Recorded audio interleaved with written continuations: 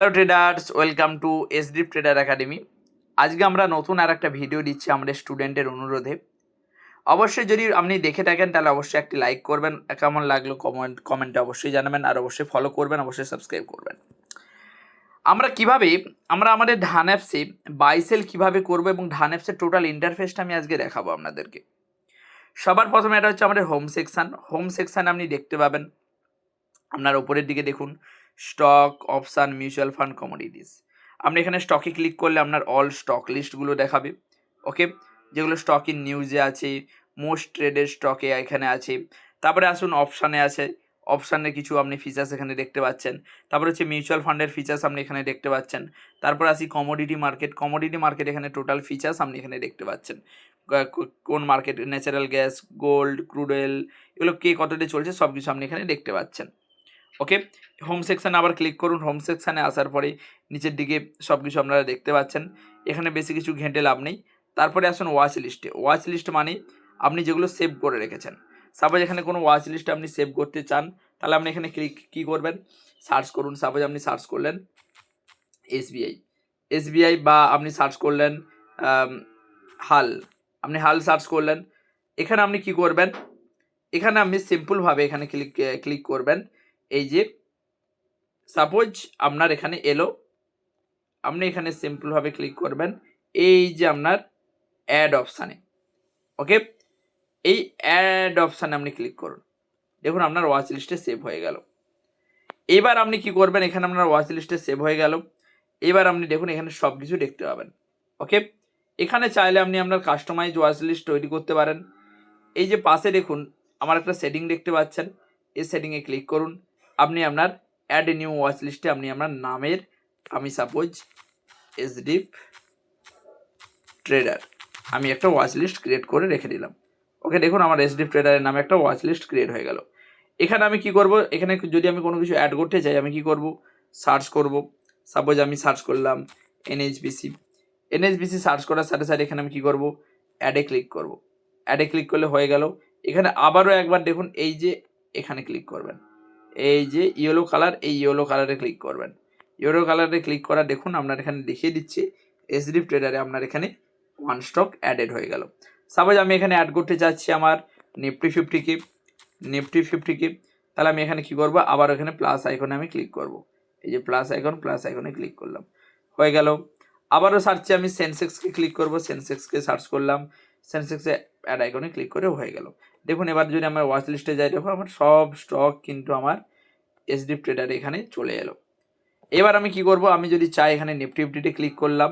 Nifty ফিফটিতে click করার পরে আমরা এখানে চার্ট অপশানে গিয়ে বাই সেল করবো। আমি একটু পরে আসছি বাই সেল কীভাবে করব।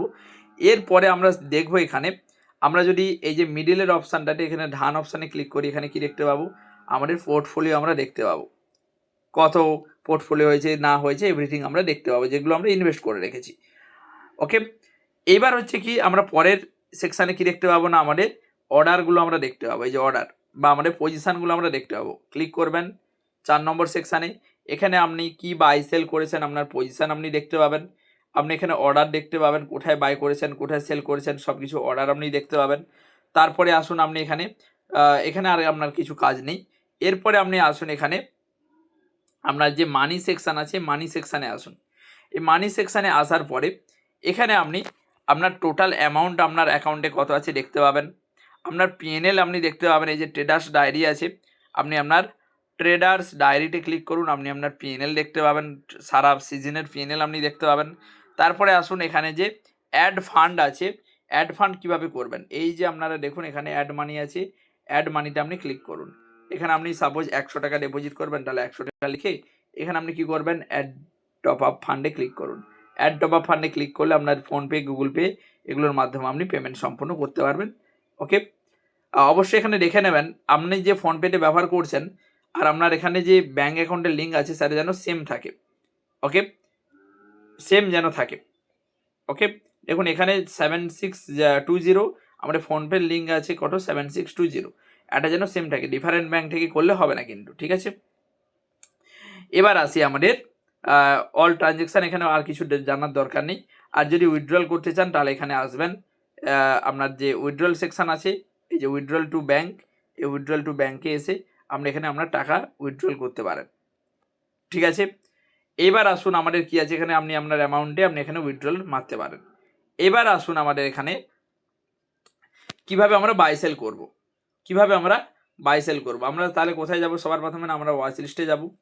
ওয়াচ লিস্টে যাওয়ার পরে এখানে আমি এই যে নিফটি 50 আছে, নিফটি 50তে আমি ক্লিক করলাম। নিফটি 50তে ক্লিক করার পরে আমি কি করব স্যার, না আমার এই যে চার্ট অপশান আছে, আমি চার্ট অপশানে আমি ক্লিক করলাম। চার্ট অপশানে ক্লিক করার পরেই আমি এখানে কি করব স্যার, একটু অপেক্ষা করবো চার্ট অপশানটা ওপেন হতে।